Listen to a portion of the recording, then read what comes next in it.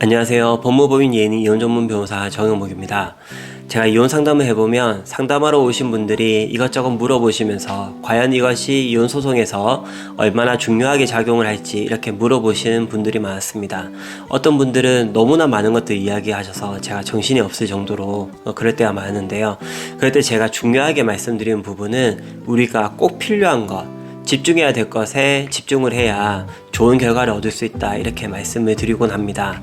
그래서 오늘은 우리가 중요한 것에 왜 집중을 해야 되는 건지, 그리고 중요한 것은 과연 무엇인지, 이런 부분에 대해서 설명을 드려보도록 하겠습니다.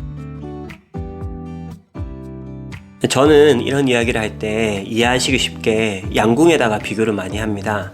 양궁이라는 것은 딱 정해진 화살을 쏘았을 때 얼마나 많은 9점, 10점 이런 점수를 얻는가에 따라서 그 승패가 결정이 되는 종목입니다. 이혼소송도 사실 마찬가지입니다. 우리가 가지고 있는 화살, 그리고 가지고 있는 소송이라는 그 시간 동안에 누가 더 얼마나 많은 9점, 10점을 맞추는가에 따라서 이혼소송의 승패도 결정이 됩니다.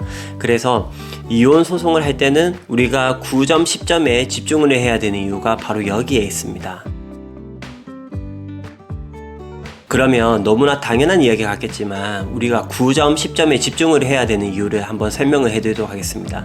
일단 제가 소송을 수행을 하다 보면 9점, 10점에 집중하기도 시간이 부족합니다. 수도 없이 많은 상대방의 유책 행위들 중에서 9점, 10점에 해당하는 것만 구체적으로 우리가 집중을 해서 주장하고 변론하기에도 시간이 사실 부족한 것입니다. 유책 행위뿐만이 아니라 재산 분할이나 친권자, 양육자, 그리고 양육비, 면접교섭 이런 부분에 있어서 9점, 10점짜리는 분명히 존재합니다.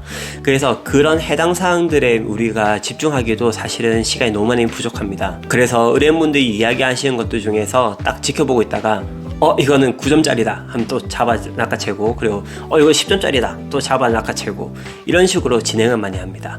가끔씩 의뢰인분들이 얘기하시는 것들 중에서 1점이나 2점짜리 이런 것도 있습니다. 그렇다고 해서 그것을 그냥 날려버리진 않고 일단은 그것들도 차곡차곡 모아놨다가 나중에 9점, 10점짜리를 다 하고 나서 여유가 있을 때 그때는 1점짜리, 2점짜리도 합니다.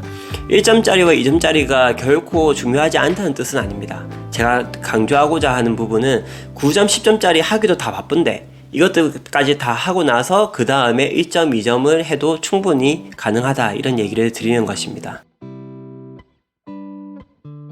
그래서 이제는 무엇이 9점짜리고 10점짜리고 이런 것들에 대해서 말씀을 드리고자 합니다.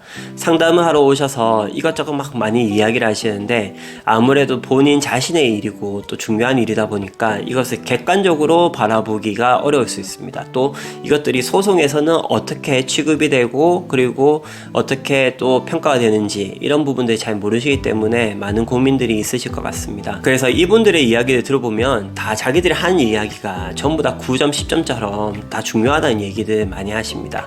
그래서 오늘 제가 이혼 전문 변호사로서 어떤 것들이 9점이고 10점짜리인지 정확하게 설명을 드리도록 하겠습니다. 일단 가장 중요한 것들은 외도, 폭행, 폭언, 도박 중독, 주식 중독, 과다한 채무 부담, 그리고 또 심각한 술 문제, 이런 것들입니다. 그래서 누가 봐도 야, 이건 너무 심했지, 이렇게 어떻게 참고 혼인 생활을 계속 할 수 있겠어 하는 부분들이라면 9점, 10점짜리라고 생각하셔도 좋습니다. 그런데 가끔 상대방의 습관이라든가 성격이라든가 아이들과 많이 안 놀아준다든가 아이들을 많이 생각하지 않는다든가 뭐 집안일을 많이 하지 않는다든가 그런 것들은 사실 9점이나 10점짜리라고 보기는 좀 어렵고 비교적 좀 낮은 단계에서 중요성을 가진다, 이렇게 보시면은 충분할 것 같습니다.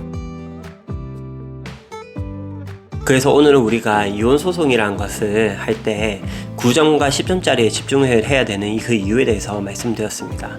정리를 하자면 이런 것들에 집중을 해야 이혼소송 결과가 좋을 수 있다, 이렇게 말씀을 드릴 수 있는 것입니다.